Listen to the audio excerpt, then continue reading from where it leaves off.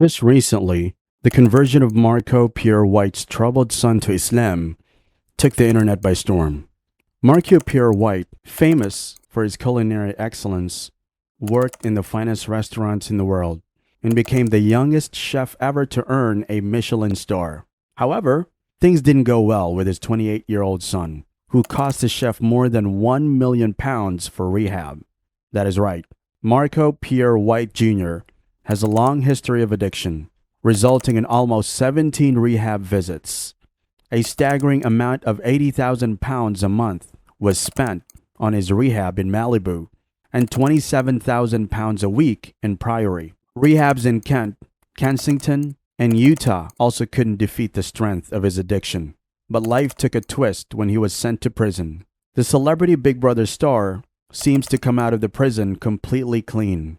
In this video, we will dive into what made Marco Jr. convert to Islam and how Islam helped him overcome his addiction when nothing else was of any help. Marco Pierre White Jr.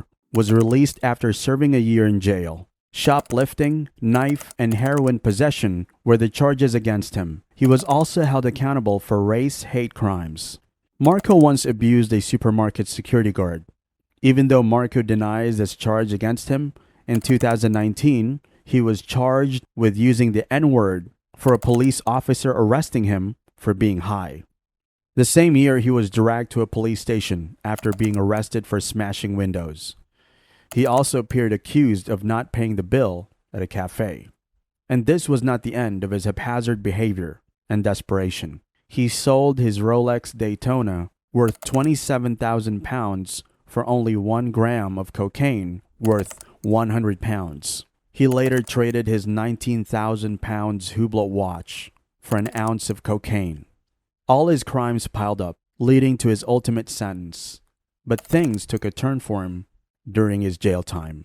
He turned towards Allah, vowing never to touch drugs again. Life in prison opened his eyes when he realized how blessed he was and how he was throwing all away.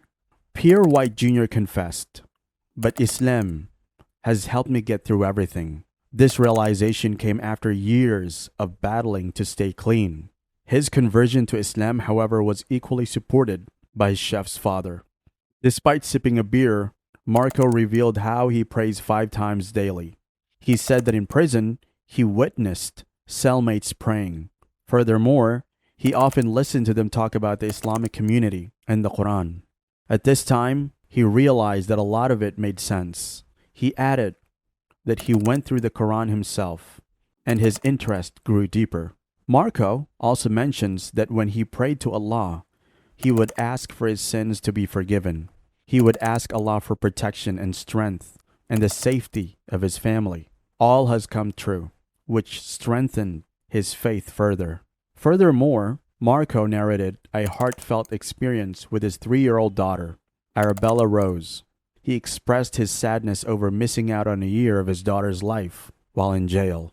He believed that this also determined him to never to fall into drugs again. The former addict said, "When I was in prison, I'd call Arabella, and I always told her I was at work. I didn't allow her to visit me as I didn't want her to see her daddy in jail." He said that her face lit up when he got out and saw her. She hugged him tightly and wouldn't let go. Marco Jr. added that his daughter is his love of life, and he can't let her suffer more. In prison, frustration got the best of him. His left arm shows scars and cuts from when he tried harming himself. This also kept him under watch, being surrounded by murderers, rapists, and for small petty crimes, Marco was devastated. He explains the prison as a madhouse where people scream and shout all night. It was a terrifying place for him, which kept him wide awake. All this contributed to raising his anxiety to new levels. During these harsh realities, he recalled what he was blessed with in Chelsea. Realization poured in his heart as he remembered how his father did everything to make him happy, forgiving him his very own apartment at 13, to having a minder who would care for his needs. His life seemed very entertaining when he was busy partying in Ibiza. He says he was out of control as a teenager because he had too much money too young. Being used to his comfortable bubble created many difficulties for Marco in prison, as he couldn't conduct himself properly. Marco also believes that his popularity made him an easy target. In prison, he was terrified because he was sharing a cell with a 55-year-old murderer. To worsen the situation, both used an open toilet in the center of the cell. For a non-violent man like Marco getting into prison, fights was a big deal. During his prison time in HMP Bristol and Channings Wood in Agwell, Devon, he experienced a lot of beating by black inmate gangs. He once got stabbed in the neck and also lost 3 teeth. Later, he was moved to a single cell to ensure his safety. He strongly believes that his jail time changed his life, or he would have spent his life as an addict. Having fine food all his life, prison food was difficult to digest. He narrates how he ate only sealed noodle ramen. His determination to stay off drugs was evident when he refused cannabis and other drugs inside the prison.